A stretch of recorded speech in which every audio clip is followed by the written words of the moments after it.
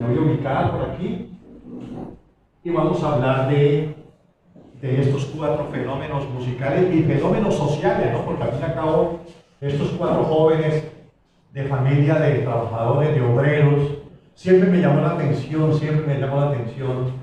Cuatro jóvenes de barrios muy pobres en Liverpool, salvo John Lennon, que ahora vamos a hablar, porque la tía Mimi y el esposo de la tía Mimi, George Smith, gestionaba una lechería y ganaba buen dinero. Pero Paul, Ringo y George vivían en barrios populares de estas casas, como se acuerdan ustedes del Instituto de Territorio, ¿cómo era? Instituto Territorial, que eran casas que las entregaban a los obreros. Entonces me llamó la atención de cuatro jóvenes que nunca fueron a un conservatorio, que nunca tuvieron al lado un profesor de música, que nunca aprendieron a leer un pentagrama, unas notas musicales, como cuando le dieron a Amy y George Martin les iba a hacer la audición y les dijo, venga, yo quiero ver las partituras. Y creo que ellos no habían oído hablar nunca de esa palabra, partitura, ¿no? Entonces, no haber estudiado música, no haber estado en un conservatorio con un profe al lado y irrumpir de la forma que lo hicieron es para quitarse el sombrero, ¿de acuerdo? Entonces, permítanme, ya entrando en la charla, permítanme ir o dar un salto a 1940, ¿no? 1940. Lo que sí, y a Inglaterra, vámonos a Inglaterra, y más exactamente a Liverpool.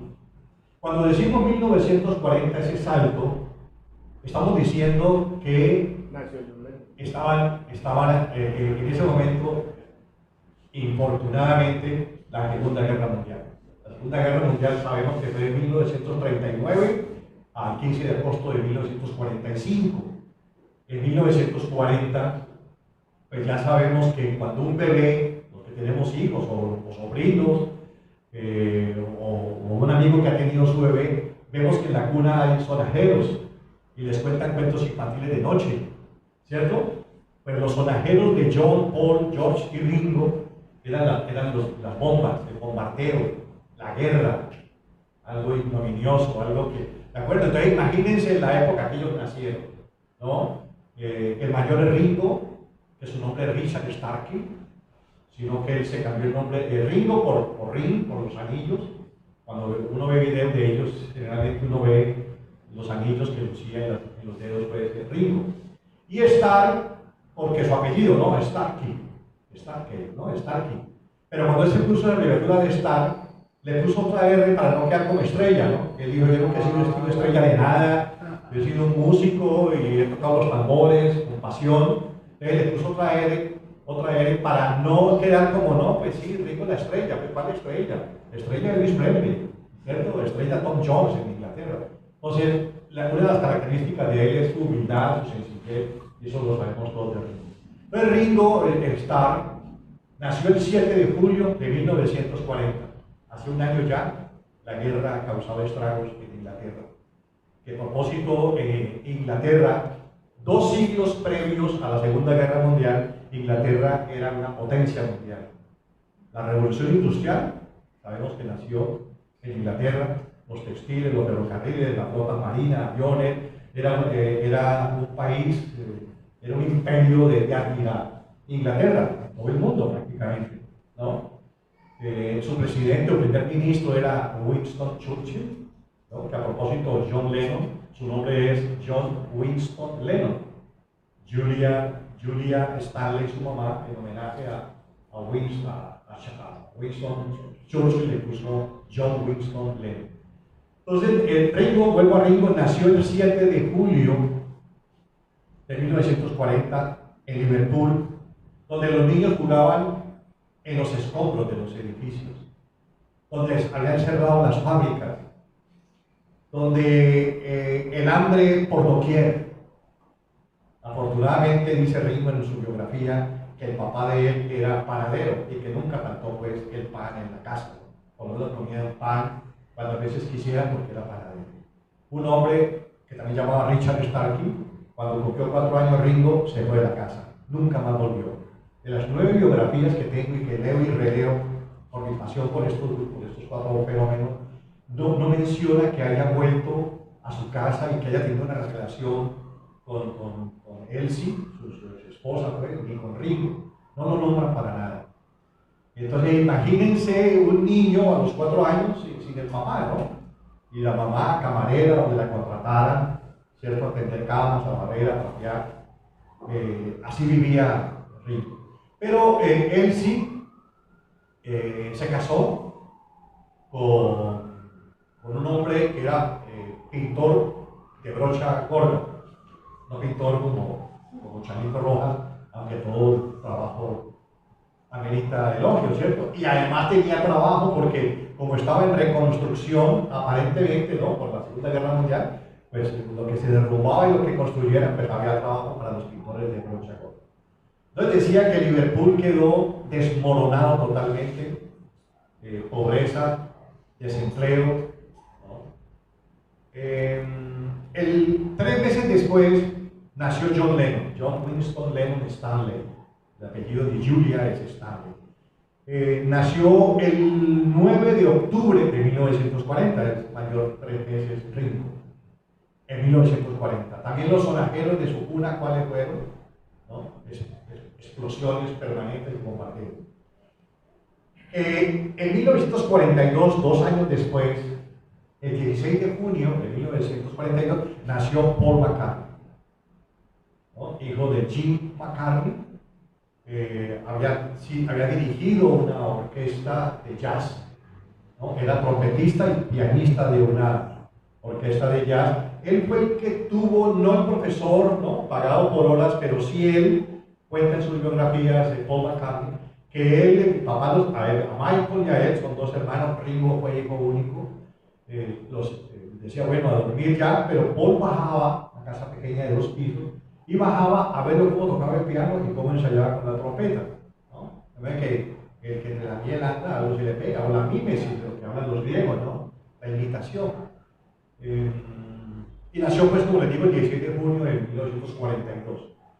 George Harrison, el más joven, nació en 1943, el 23 de febrero, que por su edad, imagínense, 3 años menor que John y que Ringo, tuvo ciertos problemas para ingresar a la banda, porque lo veían un niñito, no lo veían un párvulo, lo veían como algo muy pequeño, ¿no?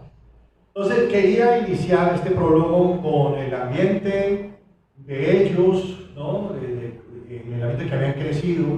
En el caso, por ejemplo, de George Harrison, el papá no era marinero, pero trabajaba en un barco, ¿no? Al fin y al cabo, pues marinero porque vivía en el mar, ¿no? Pero trabajaba bien en ese barco, pero cuando finalizó la Segunda Guerra Mundial en el 45, el gobierno, por ser empleado del Estado, el gobierno le entregó, digámoslo así, un bus para transportar niños de unos colegios oficiales. Que Harold Harrison transportaba niños, se dedicó a eso, pero antes estuvo en un barco en un tiempo, ¿no? Bueno, ya hablaba de Paul, hablaré del papá de John Lennon. Alfred Lennon fue un hombre, digamos que marinero, porque vivía en un barco también, ¿no? Pero nunca tuvo eso, el uniforme ese que acostumbramos a ver de los marineros blancos, todos elegantes, cuando los hemos visto, ¿cierto? Alfred Lennon tuvo una niñez muy, muy trágica, apenas fueron 2, Edith Lennon y Alfred Lennon, ¿no? Alfred, el papá de John.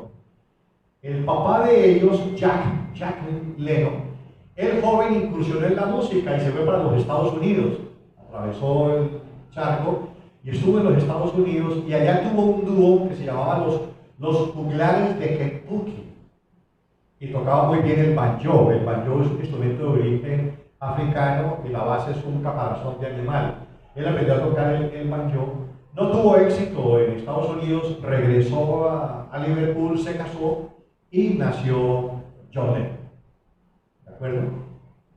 Nació John Lennon. Entonces, cuando Jack Lennon volvió a ver si estoy siendo coherente, cuando Jack Lennon volvió a Liverpool, se casó, tuvo a Alfred y a Edith, pero Jack murió joven y parece que su situación económica era muy paupérrima, muy difícil. Entonces Alfred Lennon y Edith se criaron o crecieron en un orfanato. Allí ellos aprendieron a cocinar, a barrer, a trapear, una cantidad de oficios, ¿no? Que por eso fue cuando Alfred Lennon creció, se fue a trabajar a un barco, y en el barco, algunos biógrafos dicen, era marinero, no, él era en un barco, era tobero. Él llevaba los mensajes, en la cocina ayudaba, ¿no? Hacía 1000 oficios que los había aprendido, imagínense, no hay más que porque él no venga, los había aprendido en ese orfanato. También cuentan algunas biografías, no todas, que negociaba con armas. Segunda Guerra Mundial, les compraba algunas armas y las revendía. Alfred Lennon, cuando llegaba a Puerto, ¿cierto? Liverpool, un puerto, que por eso fue tan castigado Liverpool, porque llegaban tantos barcos de Alemania y era lo primero con que arrasaban, ¿no? Liverpool. Alfred Lennon en las venidas, su padre Jack algo le había logrado enseñar un poco el banjo. Entonces se cuentan los biógrafos que él en los parques con amigos y tomando cerveza tocaba el banjo, y pues las niñas iban al parque a ver los amigos, ¿no? Como cuando vamos aquí al Parque del Peñón, que nos sentamos en una banca y somos muy amigas de esas tertulias, ¿sí o no, Gerardo? Entonces ahí nos sentamos y charlamos, y resulta que en esas estaba Julia Stanley, y comenzó Alfred a cortejarla, pero cuentan que Julia le gustaba ver el sonido y además no cantaba mal. Si hay tiempo, voy a poner un disco que grabó Alfred Lennon, no sé si sabían esto. Papá de John Lennon grabó un disco. Si de pronto hay tiempo, lo ponemos. Que en otras cosas, cuando John Lennon grabó Imagine, ¿se acuerdan? Es una canción emblemática. John Lennon plagió al papá. La introducción del piano, que es muy bonito, muy silencioso, muy romántico, es el mismo piano que utiliza Alfred Lennon cuando graba That's My Life, esta es mi vida, ¿no? Y cuenta su tragedia porque dice que a Lennon que lo perdone porque nunca lo volvió a ver. Lo vio, fue 20 años después, cuando se volvió famoso John, 20 años que se dio cuenta Alfred, uy, pero mi hijo es John Lennon, ¿cómo así? Pero cuento, entonces se enamoró de Julia, pues, y se casó con Julia.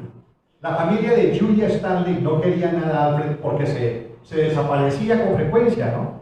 Y se desaparecía 2 meses y volvía, y comía helado, iban al cine, y te quiero y te adoro, te amo, y se perdía. Entonces la familia de Julia decían, este no es el personaje, no como nosotros, ¿no? Que hemos sido muy buenos partidos.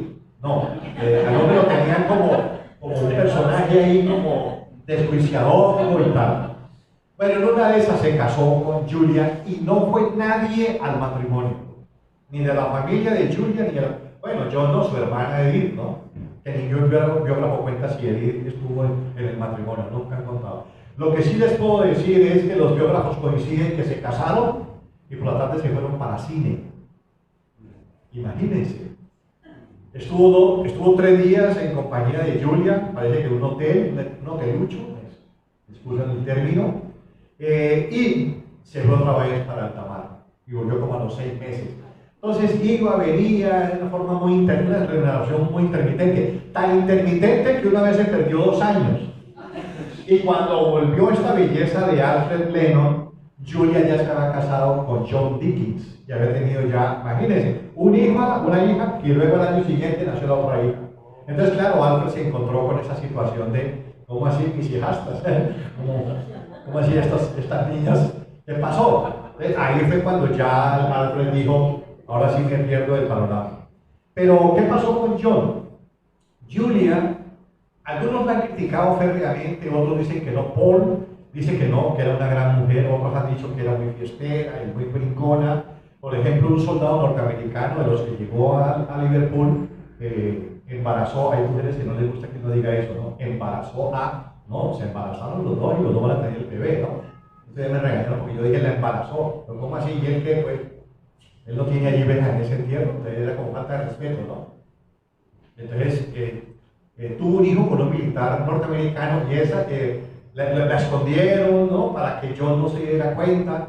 Total fue que Julia tenía una hermana, María Stanley, Mimi, la famosa tía Mimi, todo el mundo habla de la tía Mimi, le dijo a la hermana, quédate con John, criámelo, ella estaba en sus cosas, ¿no? Y no he dicho que Alfred le enseñó a Julia a tocar el banjo que luego aprendió Lennon de su madre Julia, ¿no? Miren ustedes cómo Jack Alfred, Julia, John, ¿no? Al fin y al cabo hubo alguien también al lado que le enseñó a tocar el banjo. Y John Lennon prácticamente se crió con la tía Mimi. Julia a veces iba, vivían lejos, por los barrios, ¿no? Por la distancia de los barrios de estrato. Yo no sé si fuiste a la casa de John Lennon en Liverpool, no fuiste a la casa de John. Una casa muy bonita, bien bonita, muy bonita la fachada.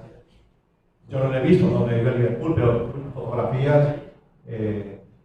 Además, las únicas casas que se conservan son la de John y la de Paul. La de Ringo y la de George no, porque como eran casas muy populares, han construido otras unidades residenciales.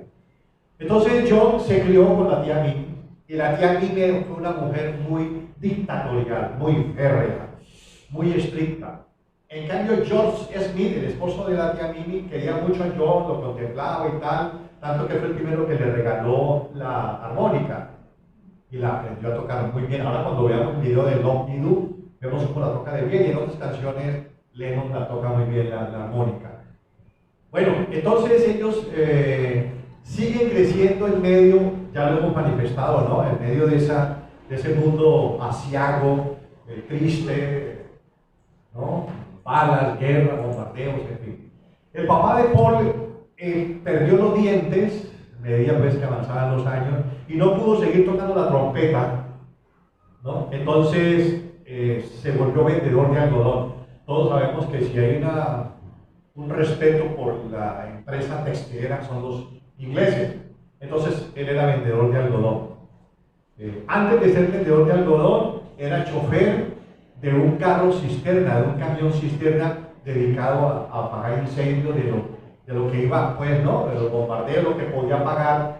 Lo cuento no sé si les parece interesante, pero lo cuento es para ambientar, ¿no? Esa época en Liverpool, estamos hablando de Europa, ¿no? Lógicamente, de cómo los pueblos quedaron arrasados. Había una admiración muy grande por Winston Churchill, un gran héroe.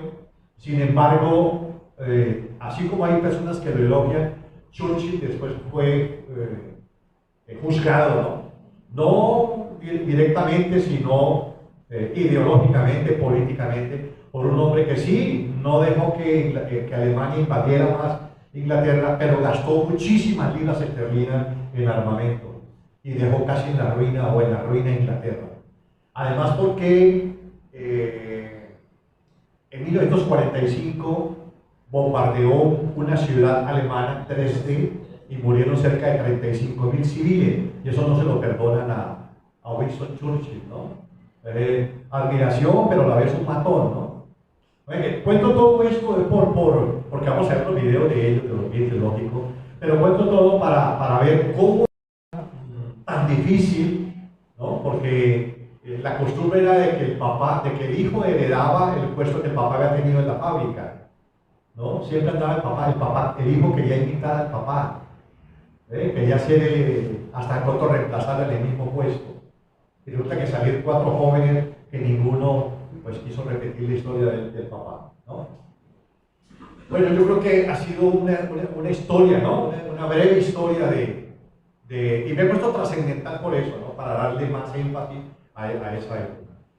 Cuando uno habla de Beatles, de los Beatles, no falta que diga, oh, John Lennon, inmediatamente lo ponderan, enfatizan su nombre, John Lennon.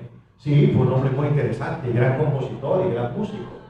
Pero resulta que, y puede quizás a algunos parecerle rarísimo o sorprendente, el que protagonizó realmente ese medio musical fue Ringo Starr. Imagínense, fue Ringo. Cuando John, Paul, George andaban por allí y tal, Ringo ya tocaba la batería en una banda, la banda más importante de Liverpool. Bueno, me pasé unos años, ¿no? 10, 15, 18 años, ya estamos hablando de unos jóvenes, ¿no? Él tocaba en una banda que se llama Rolling Stone y los Huracanes. Era el baterista. Tan famosa era la banda en Liverpool que Ringo tenía carro, compró carro. Para aquella época tener vehículo era vivir muy bien, ganar muy bien. Era una banda que no grababa discos, pero que los contrataban muchísimo en Liverpool. Nunca se proyectaron a Londres o a otras ciudades porque Rolling Stone, que era, por eso se llama Rolling Stone, es el el cantante de la banda, era el director de la banda. Bueno, el nombre de pila de él es Alan Caldwell. Alan Caldwell. Pero se puso Ronnie Storm. Él era campeón de atletismo de obstáculos.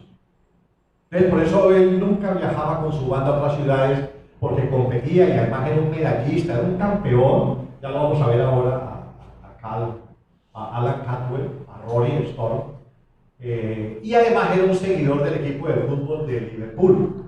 Entonces él no se dejaba por estar en el estadio viendo, por eso no trascendió y se limitaron a quedarse en Liverpool, pero eran famosísimos y ganaban dinero.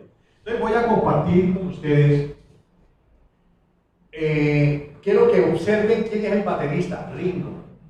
Era Ringo Starr, el baterista de Ronnie Storm y los Huracanes. Entonces vamos a ver el video.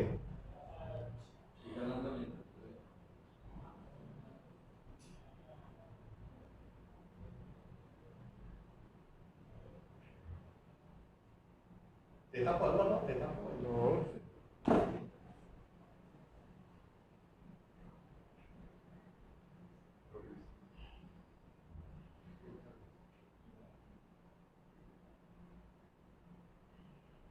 Ahí está Ronnie Storm. A Liverpool beach, one of the first personalities on the scene, Roaring Storm and the Hurricanes, who started 7 years ago.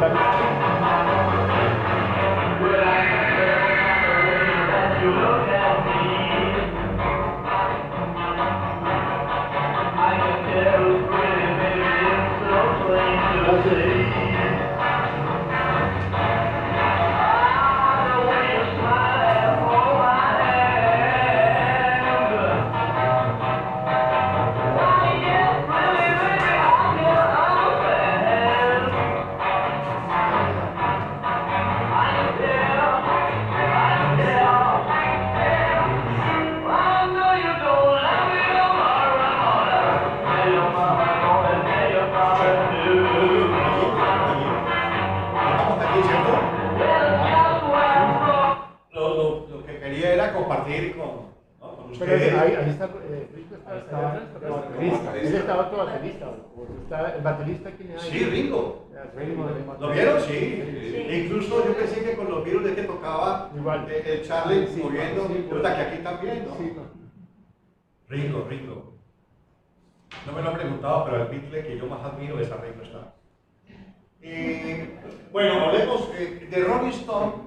Les conté que no sé, creo que un poquito más de volumen, o está bien así. Ronnie Storm comenzó a sufrir a los 30 años de edad más o menos problemas respiratorios. No se le dificultaba respirar y tenía que tomar pastillas para poder dormir en las noches.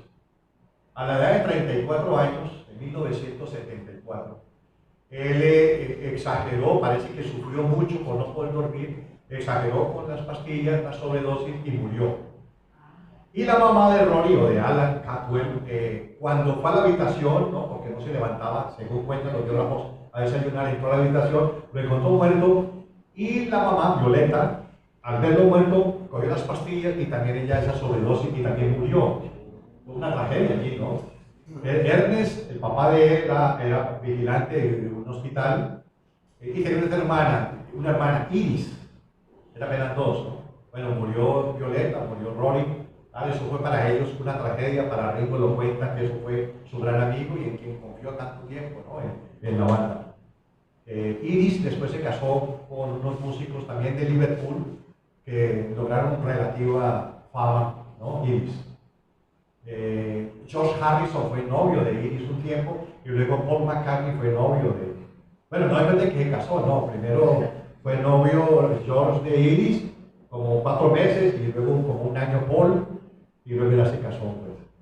Bien, esto que ya contado también de Ronnie Storm.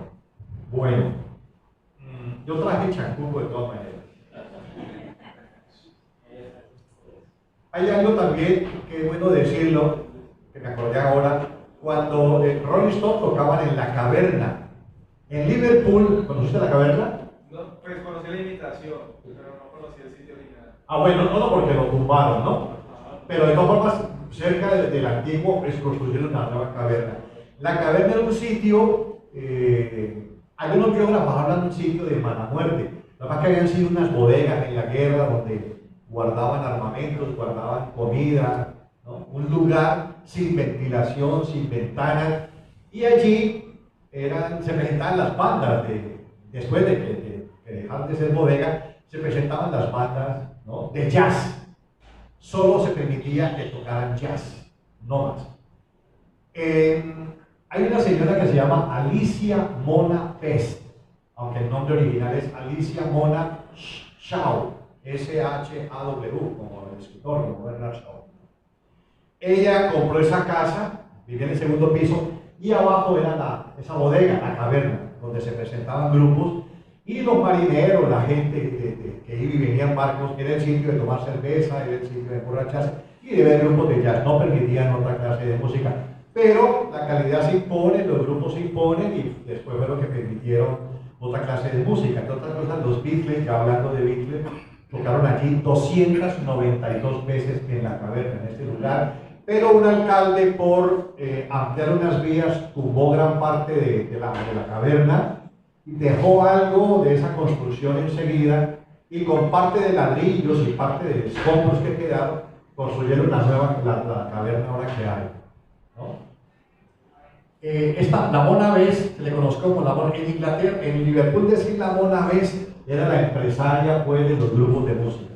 De Mona no tenía nada, era de pelo negro, sino que Mona era un hombre, era nombre, ¿no? Alicia Mona Shaw. Sino que ella se casó con Johnny Best, que ahora tiene mucho que ver Johnny Best, porque fue el primer baterista, uno de los bateristas de los Beatles, Peter Best. Se casó con un señor, Johnny Best, que era de la burguesía de Liverpool, tanto así que la familia un tiempo fue dueña del estadio de Liverpool. Y por parte de Alicia Mona Shaw, también tienen dinero, aunque habían vivido mucho tiempo en la India. Cuando Inglaterra tuvo, pues, cierto poderío en la India, allá nació Peter Best, que es importante mencionarlo. Entonces, ella era la dueña de esta casona y de la caverna donde se presentaban los grupos. Bueno, sigamos. A ver, yo miro mi chacuco. Siguieron creciendo, ya vi la importancia de Ringo, ¿cierto? Paul no aparecía, George no aparecía, John tampoco. Pero John estudió en la primaria en un periodo que llamaba Dovedale. Pero cuando ya avanzó un poco más en los inicios de bachillerato, entró a estudiar en un colegio que se llama Quarry Bank High School. Entró a estudiar en ese colegio, ¿no? Quarry Bank High School. Y allí, inquieto por la música y con compañeros de colegio, armaron un grupo, ¿no? Elemental, porque no tocaban rock, aunque ellos, a través de Radio Luxemburgo, escuchaban la música de Little Richard, una estrella gringa, de Bill Haley, estrella gringa, Elvis Presley, ¿no? Buddy Holly, Jerry Lee Lewis, es decir, 5 monstruos de rock and roll. Ellos lo oían, pero realmente lo que casi que se permitía en Inglaterra era cantar un ritmo que se llamaba Skyflea, y era con tablas, con tapas de lata, es decir, instrumentos elementales, pero no guitarras eléctricas. Entonces John formó un grupo que se llamó los Quarrymen, ¿no? Por el colegio, ¿no? Quarry Bank High School. Entonces organizó esa banda elemental y tocaban en las kermés de los colegios. Los que recordamos cuando íbamos a las kermés de los colegios para ver a las niñas. Era uno de los que yo pegaba para las kermés, de varias kermés, logré varias novias, me acuerdo. Y los Quarrymen pues tocaban en las kermés. Entonces, tocando, hacía ya un año estaban los Quarrymen tocando y tenían relativa fama, pero no mucha fama como buenos músicos, sino que funcionaban. Porque los integrantes no eran músicos. Realmente, pues ya les he dicho los instrumentos. Hablan de Quarrymen de John Lennon, bueno, este lo organizó, Eric Griffiths, Peter Shotton. Este Peter Shotton fue amigo toda la vida después de John Lennon. Después les digo qué cargo le dio cuando se volvieron famosos, qué cargo le dio a Peter Shotton. Len Garvey, Colin Hanton, Ruth Davis. 4 nombres que no trascendieron, ¿no? Pero eran los que funcionaban aquí. Bueno, y resulta que en una capilla, una iglesia, en un barrio llamado Bolton, organizaron una kermés. Ahí viene otra cosa, voy uniendo los músicos. Paul McCartney en el barrio, ustedes saben que cuando uno vive en barrios, uno tiene amigos, así no sean afines a su hobby, a su posición ideológica, de pronto, que es distinto a uno, pero uno tiene unos grandes amigos en los barrios. De pronto eso no se da ahora, porque ya vivimos en edificios y vivimos en condominios y una vez no sabe ni quién es el vecino. Yo vivo en un edificio en un 5º piso y a duras penas sé que la del frente llama Línea. No sé nada más de ellos ni de los otros vecinos. Mientras que cuando uno ha vivido en barrio, uno es amigo de los ¿cierto? Bueno, Paul tiene un amigo que se llamaba Ivan Bauham, muy pana, de nada de música, muy amigos. Y Ivan Bauham le dijo a Paul: ve, hay una kermés en Bolton, en una capilla, a las afueras, para ir una chica. ¿Cómo así? Dijo Paul, vamos. Y entonces se fue Paul McCartney y se fue Ivan Bauham a conocer niñas. Cuando llegaron, qué sorpresa, en la parte trasera, digamos como el volco de un camioncito, allí estaban los Quarrymen. Y Paul, pues, no digamos que se rió, pero vio que John tocaba una guitarra con 4 cuerdas. Y estaba más confundido el hombre, además porque el banjo tiene 4 cuerdas, entonces John después confesó que pensaba que la guitarra tenía apenas 4 cuerdas, ¿no? Y cantaba, y Paul había oído esas canciones, y él cuando se le olvidaba la letra las inventaba y decía: ve, qué curioso, este muchacho inventa la letra, no se corcha ni para, y tal. Y vio los otros muchachos pues ahí con sus instrumentos. Hay un instrumento que me llamó la atención, que es una base de madera, un pilar y una cuerda que cae. Y con el dedo hacían pum, pum, pum, sonaba como pum, pum, pum, una especie como de bajo, ¿no? Y los otros con tabla. Y John sí con esa guitarra, que cuando vean ustedes esa foto es muy popular, ven la guitarra de John, que la regaló Julia, una guitarra pues elemental. Entonces cuando terminaron de tocar, Iván le presentó a John: te presento un amigo, qué bien y tal. Entonces Paul le dijo: no, mira, la guitarra tiene 6 cuerdas, ¿cómo así? Había una guitarra allí y le dijo: mira, y esa guitarra está destemplada, voy a templarla para que salgan otra vez a otra presentación. Entonces John dijo: hombre, este sabe, ¿no? Este conoce. Entonces lo puso a tocar las otras presentaciones con la guitarra de 6 cuerdas y ya afinadas, ¿no? 6 así, ¿no? Afinadas, templadas. Y siguieron charlando y tal, se hicieron amigos y poco a poco Paul le comenzó a hablar a John de música, de músicos, cantaba y John le dijo: ve, canta. Total fue, para no alargar, la historia es más larga, pero somos todos inteligentes y sabemos cómo fue esa amistad, cómo se dan esos encuentros. Total fue que Paul entró a los Quarrymen. Paul McCartney ha sido, en mi opinión, y creo que todos, seguro que sí, Paul ha sido el cráneo, el músico, el arreglista, el visionario. Paul ha sido el cráneo. Lo que pasa es que ahora voy a contar por qué John se popularizó tanto y por qué es tanta admiración por John Lennon. Pero el cráneo, el músico, el arreglista, el creador, el compositor, es Paul McCartney. John vio esa calidad, ingresó a Quarrymen, y Paul no es que haya llegado con el serrucho, ¿no? Es decir, a hacerle el cajón a la gente, no. Sino que él comenzó a mostrarle a John que los compañeros de Quarrymen pues eran aficionados, entonces salieron de un guitarrista y entró Paul. A los 6 meses después, Paul invitó a George a que conociera a John con la intención de que lo integrara.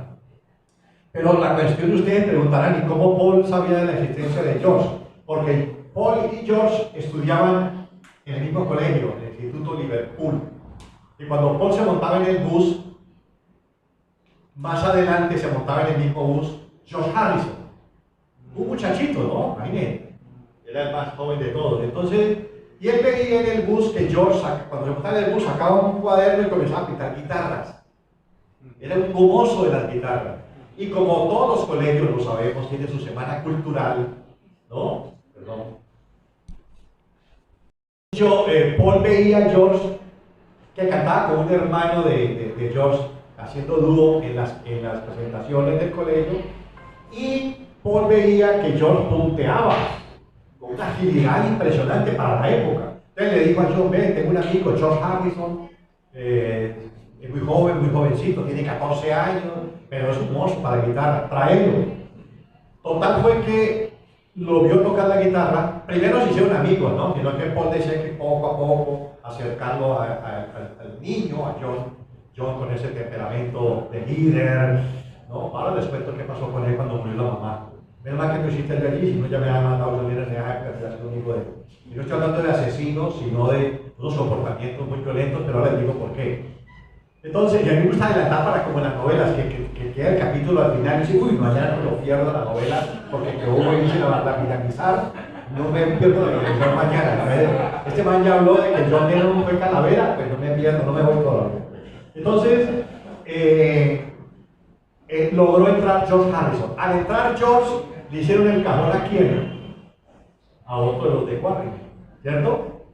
Pero todo era dirigido por Paul. Paul era, permítanme la analogía, Paul McCartney era como Herbert von Karajan, que ha sido el director de orquesta sinfónica de Berlín más importante. Ustedes saben que las orquestas sinfónicas tocan en teatros monumentales, pero vender discos, una orquesta sinfónica no. Pues Herbert von Karajan puso a vender discos a la orquesta sinfónica de Berlín, porque supo escoger a los mejores músicos en cada instrumento. Así era Paul. Organizó a los Quarrymen, ¿de acuerdo? Entonces, bueno, unos se fueron, uno los echó, uno fue a la universidad, otro era conductor de un camión, tenía que trabajar. Total fue que quedaron Ringo, John y Paul. No tenían baterista, ¿de acuerdo? No tenían baterista. Paul McCartney compuso una canción, ellos todo era cover. Paul hizo una canción, a ellos les gustó y Paul les dijo: grabemos esta canción, pongamos dinero de donde sea, hagamos maroma, recojamos un dinero, pagamos a una empresa de estudio de grabación y que nos dé un disco ¿no? De 78 revoluciones por minuto. Antes eran de 33, los LP, los 78 y los de 45. Un 78, un disco, uno, y por el otro lado un cover. Y pagamos. Total fue que se fueron, consiguieron un estudio. Yo he visto una fotografía de ese estudio, da pena, pues. Hasta en esa misma época daba pena un micrófono, una grabadora, ya ven, canten, pues. Y ellos, los Quarrymen, grabaron esa canción, letra de Paul McCartney. Entonces vamos a ver esa canción que Paul pues compuso y la cantó Quarrymen. Vamos a ver. La 1, ¿no es cierto? Exacto, los Quarrymen.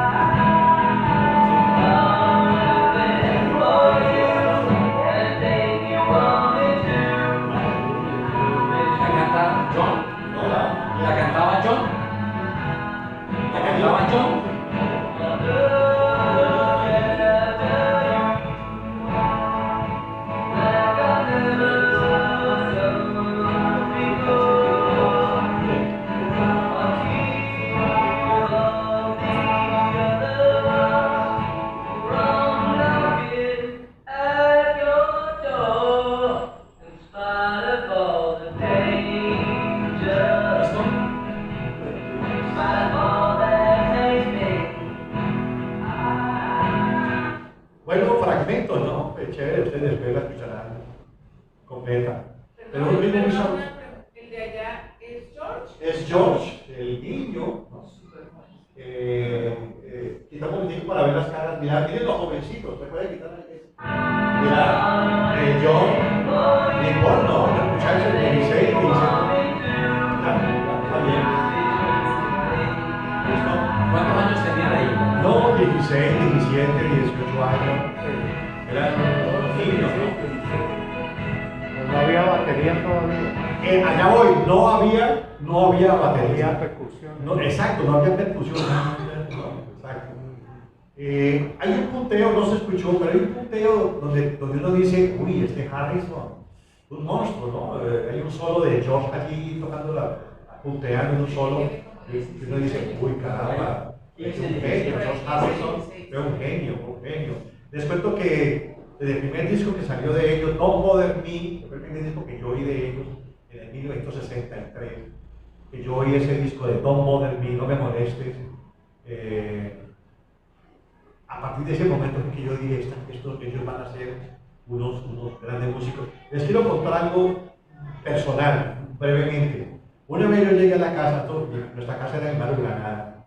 Yo llegué mis hermanas mayores tenían la costumbre de cada 15 días, a los sábados salir, y siempre llegaban con 1, 2, 3 LPs. Y en la Seven Mejía, esos que cantan Only You, los Platters. Bueno, y siempre llegaban con música. Pero les puedo contar una cosa. Una vez llegué a la casa de una casa, y me encontré ese disco de 78 de Don't Bother Me y lo puse, los Beatles, y yo lo oía más o menos 18, 20 veces diarias. Y yo no sabía quién eran ellos, realmente. Pero y he preguntado, nosotros somos 10 hermanos. ¿Los conservan Javier? ¿Lo conservan? No, fíjate que no, que cosa. No conservo ese de 78. Les he preguntado a mis hermanos, somos 10. ¿Quién llevó ese disco, ese 78? Nadie da cuenta de quién llevó ese disco de 78. Nadie da cuenta. Ni quién se lo llevó. Por eso yo he admirado ese acontecimiento. En mí, porque yo era el único que lo ponía de los 10 Correa Victoria. De la familia Correa Victoria, Es que en esa época, porque tú decías, la vida era de barrio, porque yo crecí en el barrio Versalles, enfrente de al otro lado de Granada, por la avenida Sexta. Entonces, en esa época, mis hermanas mayores también, porque yo soy la menor de 6 hermanos, que tenían el cabello así larguísimo, usaban la minifalda, los tapones de plataforma, unas cosas así. Y a la casa de uno llegaba una amiga, eso uno se repartía, llegaba el disco de fulanito, de su tarjeta. Se repartía, te lo presto, sí. Sí, te lo presto. Es como hacíamos nosotros los muchachos que comprábamos el disco de los Beatles en 30 pesos que les conté. Y a veces cuando no teníamos 30 pesos, entonces poníamos de a 5 pesos cada uno, reuníamos los 30 pesos, íbamos a Disco Mario, lo compramos y una semana lo tenía cada uno en su casa. Cuando cumplíamos el ciclo, entonces lo rifábamos a ver quién se quedaba con él. Yo me acuerdo que así lo hacíamos. Y había unos tocadiscos, yo me acuerdo, mis hermanas tenían un tocadisco que parecía como una maleta. Unas cajas, una maleta como las máquinas de escribir. Sí. Claro, que le llamábamos radiola. La radiola se abría. La radiola que tenía patas, pero patas. tenía pues el cosito para voltear el disco, el vinilo allí. Pero ni a las amigas ni a los amigos de mis hermanas que con frecuencia iban a la casa, mi mamá reunía mucho a las amigas a los amigos de mis hermanos, y créanme que preguntaba y nadie daba cuenta de quién llevó ese libro. Yo por eso me he considerado un elegido. Puede sonar místico, yo fui un ateo, yo soy más ateo que Trotsky, les adelanto eso. Pero me pareció algo místico eso de ser un elegido, ¿no? Yo fui considerado como un elegido. Y tanto así que después de cuando grabaron ellos el disco de A Hard Day's Night, eso hubo película, me compré el LP. Yo me acuerdo que yo iba a Radio 1200 que quedaba a la subida de la iglesia de Fátima, y había un programa que se llamaba Juventud Moderna. Y yo me iba a las 6, yo sabía que a las 6 a 7 era el programa, y yo me iba con el LP de A Hard Day's Night, y llegaba a la emisora, ya me dejaban entrar porque era canción y me dejaban entrar, Y cuando el que manejaba las consolas me veía y como decir, entonces yo le hacía que que le pusiera uno. Entonces me hacía pues así, y él hablaba y manejaba las consolas, ya no es así, ¿no? Ahora he hecho radio, hice radio durante 30 años, yo sé que ahora es la cabina radio y al frente está el máster. Bueno, él manejaba perillas y todo, y luego me decía, cuando ponía comerciales, ¿cuál quieres que te ponga pues? Entonces yo todos los días podía estar en Guachapita con mis amigos, y a las 5:30 me iba para la radio 1200, y me ponía uno, me ponía dos. Hasta que después una vez fui y me sacó, como diciendo, ya lo tenemos aquí, no joda mal. Entonces, porque me sorprendía que no lo tuviera él, ¿no? Siendo director de Juventud Moderna. Bueno, entonces, estamos en los Quarrymen, Paul, George, ¿quién más? John, y se presentaron en la caverna con la venia de la Mona Vez, por eso la nombré de forma intencional. La Mona Vez, entre otras cosas, ella compró esa casa porque era una mujer de dinero, pero le faltaba algún dinero para comprar esa casona y le apostó un caballo. En esa época, la hípica en Inglaterra y en muchos países, ¿no? Era de gran auge, creo que todavía, no tanto por acá, ¿no? Aunque íbamos al hipódromo aquí de Cali una vez en vivo, ¿se acuerdan? Pero te digo los mayores, ¿no? ¿Cierto, Guillermo? Íbamos al hipódromo. Íbamos al hipódromo. 5 y 6. Sí, exacto, 5 y 6. 5 y 6. Entonces, la Mona Vez le apostó un caballo y la Mona Vez se ganó un buen dinero y terminó ahorrando con los plata que tenía de una casa que había vendido en Nueva Delhi. Ya le dije que vivía en la India y que allá nació Peter, un hijo natural de Alicia. Y cuando llegaron a Liverpool, ella compró la casa con ese otro dinero que reunió del caballo este que ganó la carrera. Entonces, hablaron Paul, John y George con la Mona Vez, que era la empresaria dura pues, de Liverpool, para que tocaran. Entonces, tocaron, ya les dije a ustedes cuando nos saludamos, 292 veces en la caverna. Entonces vamos a ver un video, el único que existe de los Beatles, así en español, los Beatles, el único video que existe de los Quarrymen, ¿no? Tocando perdón, Chucho. En ese video, aquí hago un paréntesis, en ese video que vamos a ver ahora, fue un video postrimero, de ya se había incorporado Ringo, pero ahora les cuento cómo fue que Ringo llegó. Sino que ese video es postrimero, 292 veces, ya Ringo toca en la batería, pero lo quiero demostrar antes de contar cómo Ringo llegó de una forma extraordinaria a los Beatles. El único video que existe de los Beatles en la caverna. Tened cuidado con las manos. Está corriendo mucho. ¿Así? Es que me da pena con Alvarito, no te da para nada. Sí, más pena me da que si me caigo y me lesiono, Chucho sigue con la charla o Alvarito. yo. De ahí arriba. Es más importante.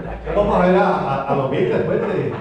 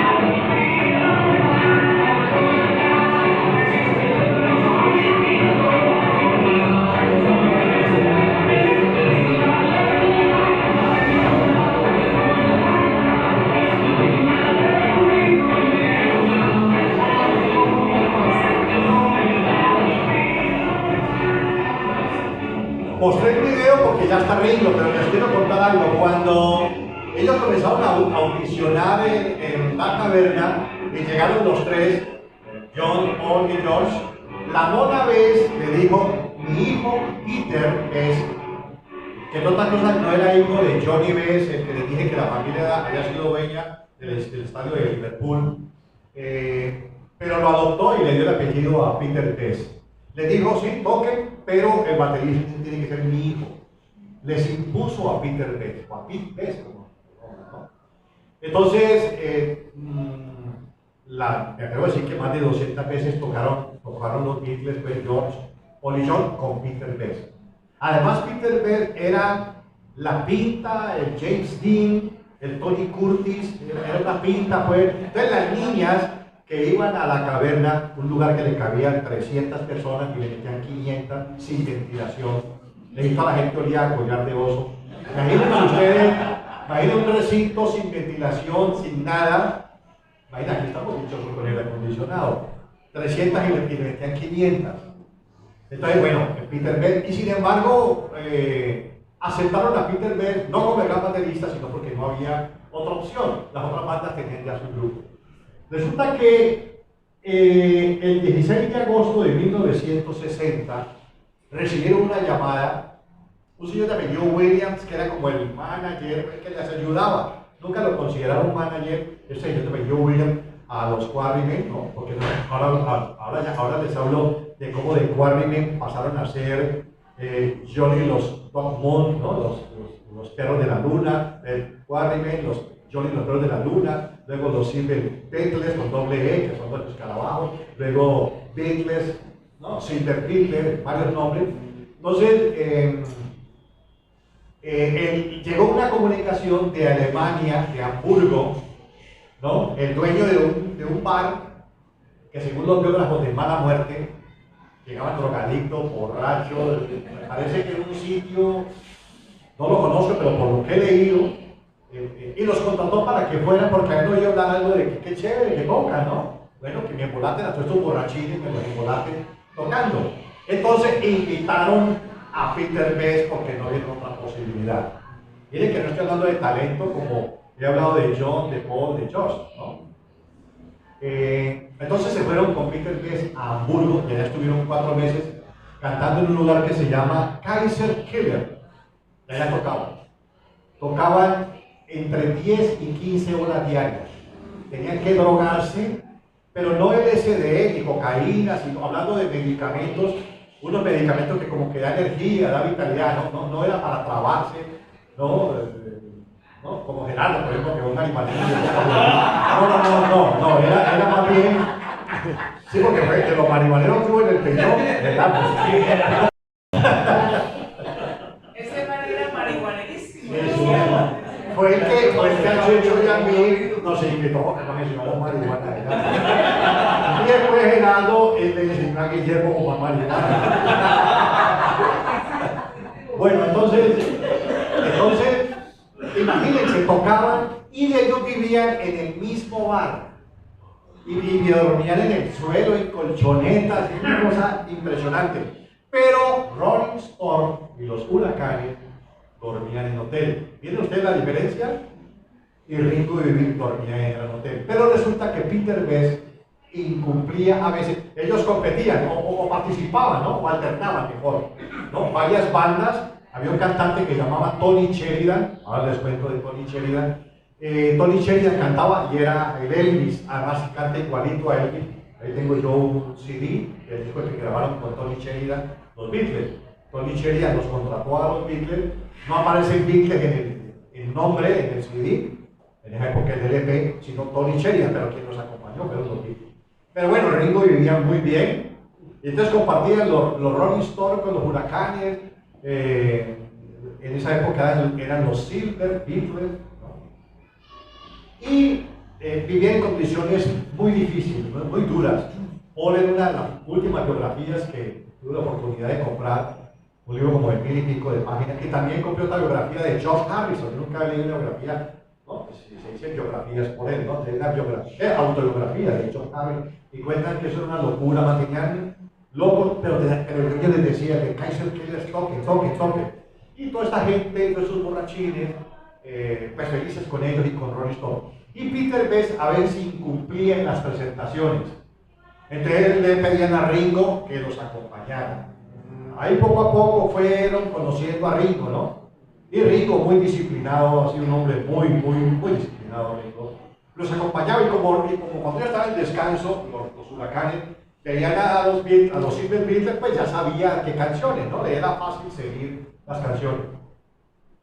Peter Best se peinaba hacia atrás con una mota a lo Elvis, era la moda, y Astrid, una niña fotógrafa que comenzó a ir a ese bar, comenzó a invitarlos a que se peinaran con flecos, ¿no? Astrid, a mí se me dificulta el apellido de ella, Kirchner, el apellido raro alemán, pero Astrid se llamaba ella, y ella fue la que los peinó después con los flecos, y la primera que les hizo fotografías de la época de Hamburgo, una foto en blanco y negro, era una artista. Pero no les he dicho algo más, que me faltó y aquí estamos,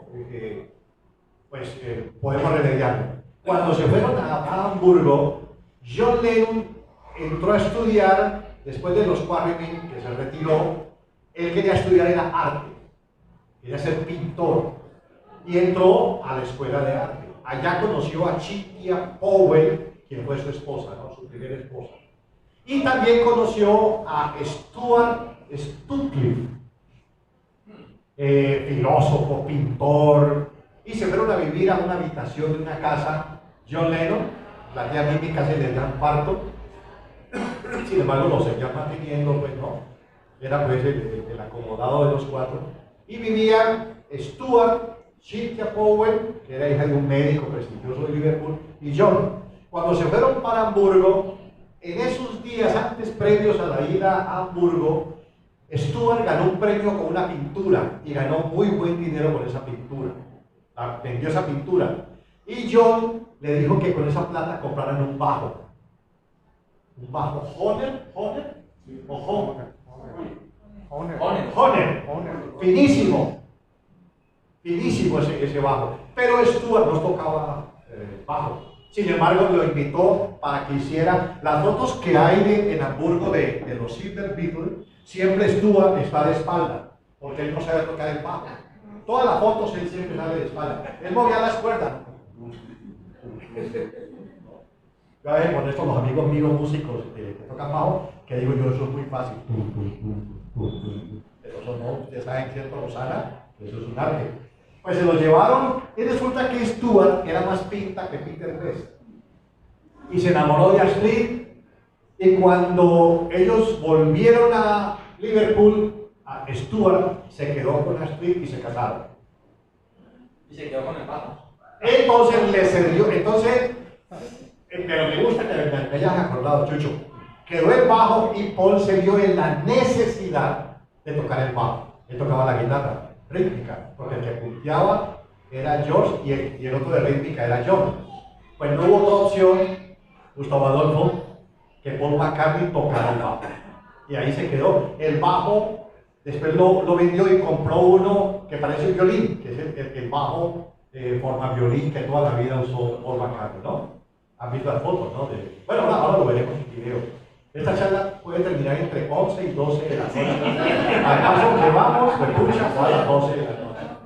Les cuento que una vez Chalo Roja, Chalo es el fotógrafo de la Secretaría de Cultura. Y Chalo, pensé que estuvo un rato acá. Ah, no, ahí está Chalito. Se me fue. Chalo me invitó una vez al condominio donde él vive, en las Mercedes, allá en Jamundí. Viene la casa que tiene Chalo en la Mercedes, una mansión. Y me invitó Chalo al condominio a hablar de los Beatles, de 7 a 9 de la noche. Hablamos de 7 de la noche a 2 de la mañana. Porque resulta que cuando terminé de charlar, pues la pregunta, ¿verdad que Yoko Ono fue el que se parrandeó y los hizo separar? ¿Verdad que Ringo? ¿Verdad que George? ¿Verdad que murió de cáncer George? ¿Verdad que Cynthia murió de cáncer? ¿Cómo murió la esposa de Ringo, Maureen Cox? ¿Por qué se separaron? Se casó luego con Barbara Bach. Al final hubo preguntas, porque es que ellos han dado para mucho, ¿no? Entonces, por eso, pues para que aquí en la cafetería, pues ahora compramos sangre para volver otra vez. No, mentira. Y ese día, no estoy exagerando, Chalo, ¿cierto? Salían a las 2 de la mañana. De las Mercedes, allá Chalo tiene todos sus cuadros. Chalo es un fotógrafo de sombrero y un pintor extraordinario. Y Chalo tiene su casa, pues, llena de pinturas de allá estuvimos. Y no es mentira porque llevamos 3 canciones y son 25. No, ustedes me dicen, no, Oscar Hernán, parala ya que ya nos vamos. Tranquilos, no hay ningún problema. Bueno, entonces volvieron a Liverpool, estuvieron unos meses, siguieron tocando en la caverna, y luego otra vez volvieron al Kaiserkeller allá en Hamburgo, siguieron tocando, y resulta que a otro bar que se llama el Top Ten los invitó con más plata a que se fueran para Top Ten. Le dijeron al dueño de Kaiserkeller, nos vamos porque hay más dinerillo, vámonos, vamos. El dueño de Kaiserkeller, furioso, demandó a George Harrison ante las autoridades de que era menor de edad. Los echaron de Hamburgo. Entonces, otra vez a Liverpool. Pero en una de estas estancias de Liverpool, Tony Sheridan, que era un cantante muy famoso en Inglaterra y en Alemania era un ídolo, grabó un disco, después ahora lo muestro, un CD, no, en esa época un LP, con discos de Tony Sheridan. Él imita igualito a Elvis Presley, pero quería que los Beatles lo acompañaran. Y grabaron ese disco en una de las idas, pero luego decidieron ya quedarse en Hamburgo. Entonces vamos a oír, porque en este no hay video. Pero sí quiero que oigan, porque ese fue el disco que van a oír ahora, que se llama My Bonnie, fue el disco que a los Beatles, siendo Tony Sheridan, el cantante, ¿no? Fue el disco que a los Beatles los lanzó a nivel mundial, con ese disco My Bonnie, Mi Bonita. Entonces, ellos grabaron ese disco, pero ellos se desentendieron porque Tony Sheridan era el dueño de ese disco, ¿no? Les pagaron la grabación en Alemania y se fueron otra vez para Liverpool. Pero quiero que conozcan el florero de Llorente, pero en este caso positivo, ¿no? Que fue el que generó la gran revolución. Entonces vamos a ver My Bonnie. Perdón, está corriendo. ¿Por qué no mueves un poquito la música? es que me da pena que Foto tape.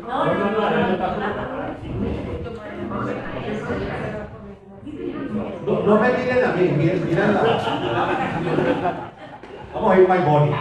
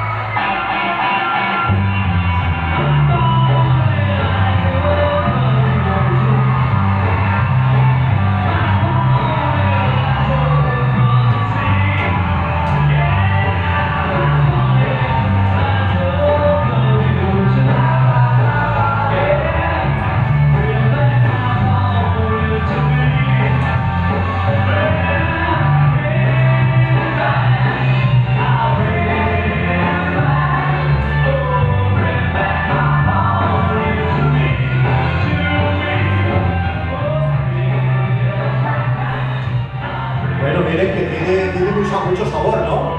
Tiene un sabor. Pero bueno, ¿por qué fue el disco que rompió moldes, rompió paradigmas y dejó atrás a Rolling Stone, a todas estas bandas que tocaban, a la banda del esposo de Iris, ¿te acuerdas de Rolling Stone? En fin, resulta que ese disco comenzó a venderse muy bien. Comenzó a venderse muy bien y aquí aparece ya Brian Epstein, quien fuera el manager de los Beatles y que en un día en la caverna les dijo: haré de ustedes el grupo más famoso de todo el mundo y vamos a superar a Elvis Presley, a Chuck Berry, a Bill Haley, a Little Richard, a Jerry Lee Lewis, a todos esos monstruos, ¿de acuerdo? A Frank Sinatra, a Matt Monroe, a todos esos monstruos de la música, ¿de acuerdo? Imagínense atreverse a decir Brian Epstein que es. Entonces resulta que Brian Epstein, de ascendencia judía, multimillonaria su familia, tenía fábricas de muebles y tenía en Liverpool casas de tiendas de discos. Estando él en la casa de discos de él, de venta de discos, llegó alguien a preguntar por My Bunny. Él no lo tenía. Bueno, créanme, dicen los biógrafos que eso fue copiosamente entrando. Amigo, por favor, no, la niña del mostrador. My Bunny, de Tony Sheridan. No lo tenemos, no lo tenemos. Bueno, Brian Epstein compró para las tiendas de su propiedad, de la familia, y eso fue un éxito total. Alguien le dijo, venga, pero Tony Sheridan es un gran cantante, pero el grupo que lo acompaña tocan en la caverna. ¿Cómo así? Yo sí, ellos no tienen nada que ver con Tony Sheridan. Grabó ese disco con él, pero ellos tocan en la caverna. Son estos muchachos así. Brian Epstein le costó mucho trabajo entrar a la caverna porque era un hombre muy elegante. Las fotografías que se ven en los videos cuando los Beatles estaban en gira siempre lo enfocan a él, muy tieso y muy majo, como dice la fábula de Rafael Pombo, ¿no? Entonces, al fin, viendo lo más que bueno, fue muy cortico lo que vimos ahora, pero ustedes lo escucharán en sus casas, en el vehículo, en cualquier, en el celular, la forma instrumental de la categoría. Los Beatles le agradecen la ida a Hamburgo, o no, le agradecen su maestría musical, su madurez musical, digamos mejor así, su madurez musical a esa estadía en Hamburgo, de la forma de tocar, de repetir, de insistir y de perfeccionar, ¿de acuerdo? Entonces, por eso el My Bunny hoy fue una muestra médica, pero cuando uno lo escucha muy detenidamente y uno dice, pero ¿quiénes son estos? Pues con mucho trabajo se fue Brian Epstein a verlos tocar. Y tocaban con chaquetas de cuero, ¿no? De una manera, digámoslo así, que Brian Epstein dijo, no, yo quiero un grupo que toque con saco, corbata, le voy a que se pongan la bota Beatle, que yo recuerdo por ahí en los años 60, los muchachos queríamos dejarnos el pelo y lo logramos algunos, el pelo aquí, largo, fue uno de los motivos que me echaron del Colegio San Luis, no tanto los marihuaneros, sino por el pelo largo, y la bota Beatle, porque queríamos parecernos a ellos. Entonces, se reunió con ellos después de tenerlo varias veces y hasta de convencerse, habló con ellos, se fueron a tomar algo, a almorzar, no sé, y les dijo, quiero ser el manager de ustedes. Ellos le tenían cierta cosa, ¿no? Recelo de verlo pues, llegó en un Rolls Royce, escucha, y vieron, este no nos va a mentir, ¿no? Bueno, les compró la ropa, las sacos, las corbatas. Ahora cuando en el óptido vamos a verlos ya ellos con de saco y de corbata. Y le dijo, voy a ver el manager de ustedes, yo voy a hablar con las casas disqueras, voy a hablar con los Estados Unidos para que vamos a Estados Unidos. Ellos pensaban en Estados Unidos, es decir, lo mínimo, pensaban en Liverpool, vamos a hacer un recorrido por Inglaterra, y vamos a ir a Manchester, y vamos a ir a Oxford, y vamos a ir a Londres, y estos más aterrados, de verdad que, como decimos coloquialmente, no salió ¿qué? Pajarilla. Realmente los encumbró Brian Epstein. Entonces,